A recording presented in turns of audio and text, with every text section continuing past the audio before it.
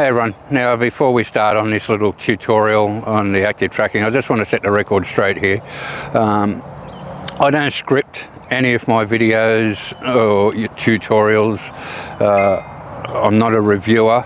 I'm a drone operator, and I just like to test out the capabilities of new features and features that have been out and about for a while. I definitely don't get products given to me to go out and review, give my honest opinion, blah blah blah. To me, that's just I don't know. It's not me anyway, and I just don't really agree with it. Most of the time, there's a biased opinion, and like I said, I'll just get out and it's all ad lib, all off the top of my head, not scripted whatsoever. I don't sit at home scratching my head, putting pen to paper. What will I say? It just comes out as it is, nice and raw. So anyway, I'm going to get to the video. Hope you enjoy it. Hey everyone, welcome to another tutorial. This time we're doing the next installment on the DJI 360 active tracking for the DJI Air 3. Now the same settings apply to the Mini 4 Pro as per the recent update as of a few weeks ago pertaining to the Mini 4 Pro and DJI Air 3. My drone is the Air 3 as just stated. So the last little tutorial that I did was the 360 active tracking test. Sorry, it's a bit glary here late afternoon in the Brisbane sun. But anyway, like I was saying, the last tutorial was the active tracking walking. Now, I've had a few fair comments about the active tracking is all fine and dandy whilst walking, but at speed, the drone can easily lose the subject. Now, so today I thought I'd do it on the bike, the trusty e-bike of mine.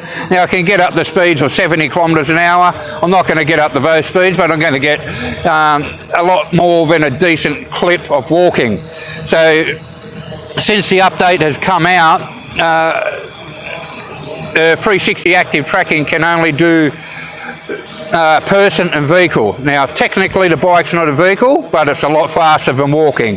So I'm not going to dwell too much on settings, so back with the seeing eyeglasses on, but I'll just go in.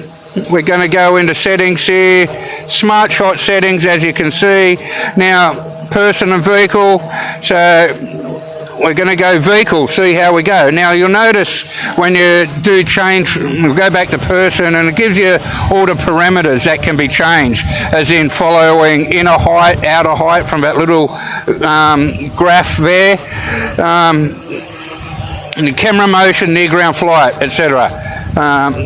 So we're going to go to vehicle. Now all those optional parameters are no longer there to choose from. All we can choose from is camera motion, normal and fast. We're just going to keep it on normal for now.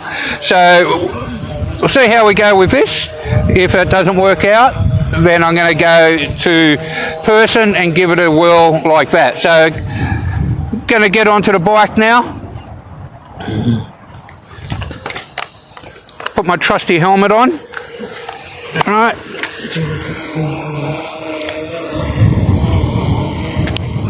All right, okay, so I'm going to get on the bike. Now we're doing this in the wide angle lens first. We're going to also give it a test with the 3x telephoto lens. So here we go, as usual, draw the rectangle, active shots, manual, we're going, go. Press record on the drone as well.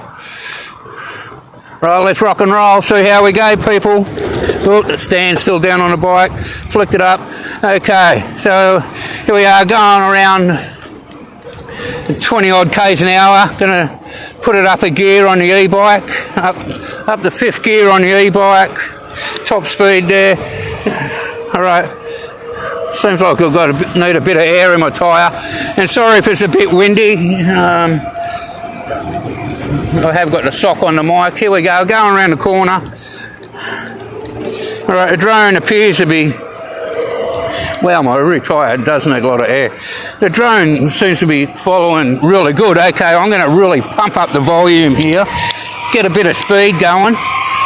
All right, 48 k's an hour. And it's like a drag race with me and the drone. holding on really well. And now this is in vehicle, but it's the little icon it's got on the screen. It seems to have lost me. All right, where are you, buddy? Right, I'm going to have to go back on my buddy. You don't leave anyone stranded. All right, I want to know where it is. Where are you, buddy? I'm coming back for you. There you are. All right, buddy, what happened there? Was it going too fast for you? You're keeping up really well. Anyway, rectangle around again. Active shots, manual, go. All right, follow me from behind still, just until we get a good going on with this. All right, I'm not going to go too fast. I'm going to get out of top gear. Go down to 3 on the e-bike settings. Follow me good. Okay, I'm going to press it. As usual, just follow to the right. All you do, press. A single press on that graph and it'll follow. Now it goes up high until it gets its bearings.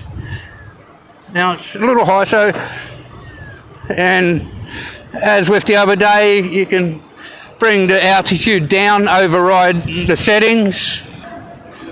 Go from up the top there, just press the button again. The drone just does it really easy. It is on a bit of a slant, so here we go, around the bend. Okay, now that flew out, now it's gone like bonkers wide. You know what I mean? Really bonkers wide. Okay, now it's lost me, so it's choosing its own thing. So stop. Bring it back here. Now that was just going to keep going into the trees then, so lucky I noticed that. Let's see how we go here. Okay, now as to why it lost me coming up the hill then, I'm at a bit of a loss as to explain why. Now this is a lot faster than walking obviously, so we're up to like 30 k's an hour and I'm just rolling down the hill, not pedalling. Now, bring it around to the right before I approach this bend here. So I'm going, and it's done it again. It's gone really wide to the left. It's still got me focused. It's gone to the left yet it's still... Oh man, that is really freaky when you watch this. It's meant to be following me from the right and it's gone all the way around me. It's like it's doing a 360. Alright, so we're going to stop that. We're going to go with the 3 times telephoto lens here now. And there we go. So it's up high. I'm just going to pull him down a bit and back. And there's my beautiful partner. And Akira having a roll in the grass. You go, Kiri girl. All right, let's go, people. So back onto me. All right, rectangle around the subject as per usual. We're going to go from the front, as soon as my little buddy's at the front already. Okay, there's a lamppost behind you there, buddy. You should know that. All right, it's locked onto me pretty good there. Just go down, howl and win. So I'm bringing it down manually. It's at the minimum height, it's saying. All right, now this wind is really howling when I go up towards the motorway. So I've just pressed it to go over to the right. Now this is where it went, hooked really wide to the left again, and it's done that. Now, mate, you're supposed to be following me from the right. What's going on? Come on. I'm giving you time. All right, we're going to go left up here just for something different. There's a car up here. We're still following nobody in that car. All right, so I'm just going to do a U-E here. Yeah. All right. It's still got in from behind. Now what's it doing? It's going over there into the trees. It's because I was moving. Now it's stopped. It's going back and forwards. Come on, mate. From behind. Let's get this party started again. Just follow me, all right? I'm going to do this press and drag and see how it goes. So you remember from last time, you just press on the little graph and draw the direction as to where you want the drone to go and do it on its own. So I'm going like 28 k's an hour, the drone's going alright. It's trying to get into the settings that I put it in.